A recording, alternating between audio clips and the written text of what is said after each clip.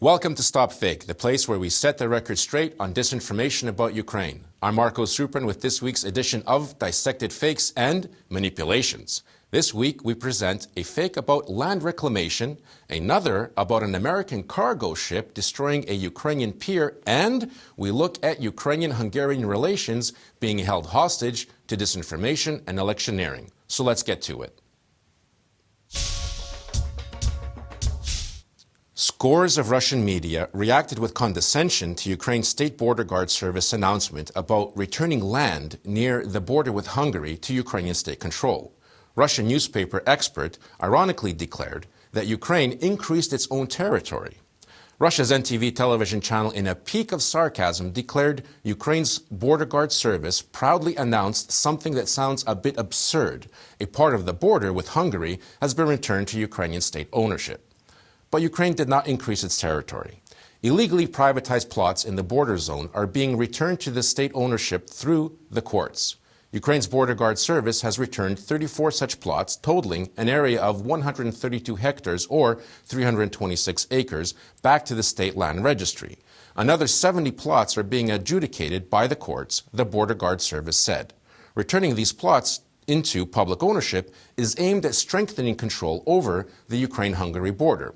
150 kilometers of Ukraine's border with Hungary are in private ownership. Most of them were illegally privatized, and subsequently, Ukraine's border guards do not have full access to these lands, according to Ukraine's military prosecutor, Anatoly Matyos. Russian media sources like Lenta.ru, a Russian Defense Ministry television channel Zvezda, and others ran a story last week claiming that a cargo ship carrying American coal destroyed a pier near Odessa, closing the entire port down for repairs. Zvezda claims that an American ship swiped the wall of a quay, damaging it severely.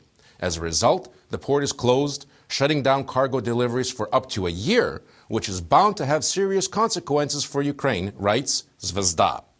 The article is even illustrated with a photograph of the cargo ship, the Conquistador. Now, according to the Ukrainian Seaports Authority, on October the 11th, the Conquistador did in fact graze the 8th pier in the Pivdeny port. The Conquistador, however, is not an American ship. It sails under the flag of Malta. American coal really was delivered to Ukraine, but a day later, on October 12th, by the cargo ship Victoria. According to Pivdeny's press service, the Victoria did not have any accidents while in port, and Pivdeny is fully operational and not closing for any repairs. Pivdeny's Facebook page says the port is working normally and minimal damage to the 8th pier has not impacted on traffic in and out of the port. On October the 16th, 3 tankers were being unloaded in the port, including in the grazed pier. Another cargo ship delivering coal from South Africa was due this week. Pivdeny Port Acting Director Vitaly Zhukovsky says the port is not shut down. Traffic in and out is normal, and this week a cargo ship was loaded in the pier that Russian media claim was destroyed. Now, this is not the first time that Russian media have disseminated fakes about deliveries of American coal to Ukraine. StopFake debunked a recent story claiming that American coal would bankrupt Ukraine and cost the country 3 times its market value. Already tense Ukrainian-Hungarian relations were amplified after Ukraine enacted a law on education aimed to reform the country's antiquated post-Soviet school system that calls for classes from middle school onward to be held in Ukrainian. Hungarian Foreign Minister Peter Szijjártó says the new law deprives minorities of their rights, and Hungary will block Ukraine's increasing integration with the EU in retaliation. While Hungary's position on the issue most likely has everything to do with the country's upcoming elections and not the law itself, it is the latest manifestation of the aggressive pro-Russian politics of President Orbán and his government.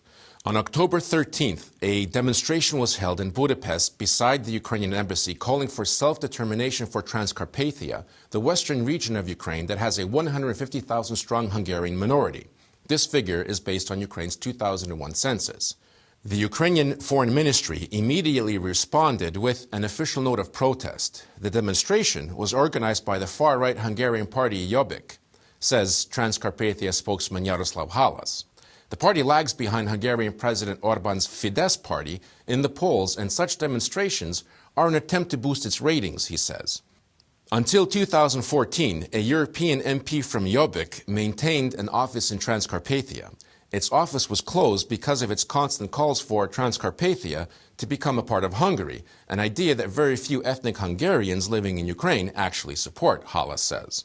One of the speakers at the October 13th rally was Jobbik member Tamashu Gaudi Nagy. He has questioned the reality of Auschwitz, complained about EU hegemony, and addressed the Council of Europe in 2014 wearing a T-shirt that read, "Crimea legally belongs to Russia, Transcarpathia legally belongs to Hungary."